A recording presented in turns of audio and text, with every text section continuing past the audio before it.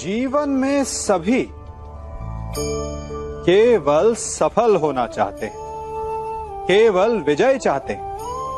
कोई भी पराजित नहीं होना चाहता, कोई भी असफल नहीं होना चाहता, कोई भी नहीं चाहता कि उसके प्रयास व्यर्थ जाएं। यदि एक दृष्टिकोण से देखा जाए तो ये उचित भी है, परंतु असफलता में भी एक अच्छी बात छिपी होती है। कैसे? मैं बताता हूं। सफलता आपका परिचय संसार को देती है।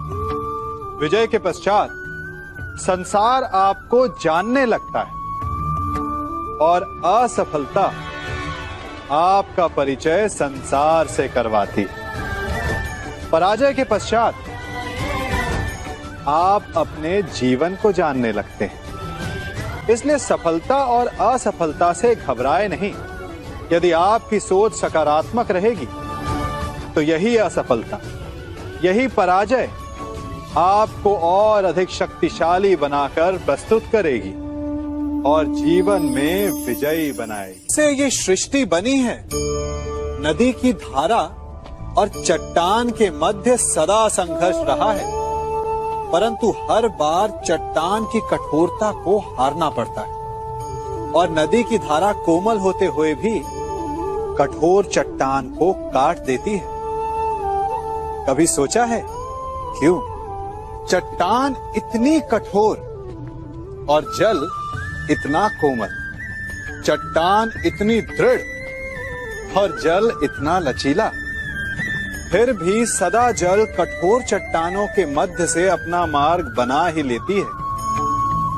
कारण केवल एक है, और वो है लगातार चलने की क्षमता। जल बढ़ता रहता है, चट्टान अडिग रहती है। इसी कारण जल चट्टान को काटकर मार्ग बना लेता है। इसलिए लगातार चलते रहिए, रुकिए मत, क्योंकि चट्टान जैसी हर समस्या को आप भी जल की तरह काट सकते। हम सब शीघ्र ही सफलता चाहते हैं, ढेर सारी संपत्ति और सुख चाहते हैं, और ऐसे में कई बार हम छोटे मार्गों का चयन कर लेते हैं।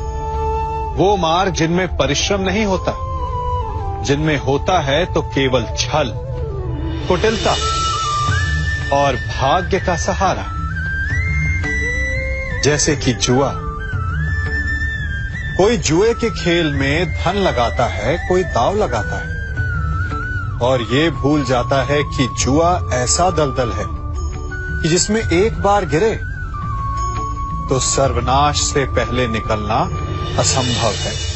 यदि आप जीते तो और जीतने की भूख बढ़ जाएगी, और यदि आप कुछ हार बैठे तो उसे पुनः पाने के लिए आप फिर से खेलेंगे। मनुष्य को ये आभास ही नहीं होता कि अपनी संपत्ति के साथ साथ वो अपनी मानवता, अपने संस्कार, अपना धर्म और अपना उत्तरदायित्व तक सभी जुए की भेंट चढ़ा देता है। इसलिए कुछ पाना है तो परिश्रम से पाओ। यदि कुछ जुए में जीता तो वो उतना शीघ्र ही खो दोगे, चूंकि उसे परिश्रम से पाया नहीं गया है, और उसकी रक्षा करने के लिए आपके मन में स्वाभाविक प्रयास भी नहीं होंगे।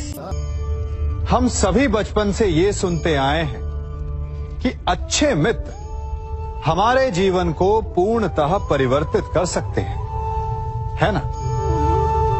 अच्छे मित्र, परंतु कौन?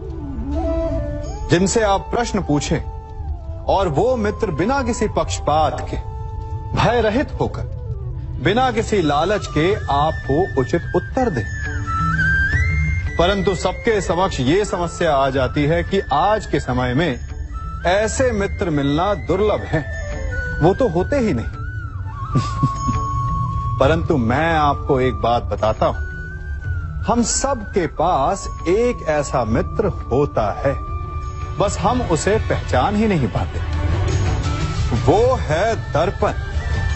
दर्पण के समक्ष खड़े होकर आप स्वयं से पूछिए कि यदि आज आपका अंतिम दिन होता तो क्या आप वही करते जो आप कर रहे थे? आपको उत्तर मिले या ना मिले, परंतु आपकी दिशा अवश्य बदलेगी। इसलिए आपसे अतिरिक्त आपका सबसे घनिष्ठ मित्र, सबसे अच्छा मित्र और कोई नहीं। मनुष्य भी बड़ा विचित्र प्राणी है। अपनों से नीचे के स्तर के लोगों को वो हे दृष्टि से देखता है, उनका उपहास उड़ाता है, उनसे बार बार कहता है कि तुम्हारा कुछ नहीं हो सकता, तुम भविष्य में कुछ नहीं कर पाओगे। जब मनुष्य के पास धन, संपत्ति, मान होता है तो वो दूसरों का आदर नहीं करता, परंतु वो एक बात भूल जाता है कि उससे भी अधिक शक्तिशाली कोई अस्तित्व में है, और वो है समय, काल। काल अपना चक्र कब बदलेगा ये कोई नहीं जानता। समय अपनी करवट कब लेगा ये कोई नहीं जानता। कोयला भी समय के साथ साथ हीरे में परिवर्तित हो जाता है। इसलिए जीवन में कभी भी किसी का भी उपहास नहीं उड़ाना चाहिए।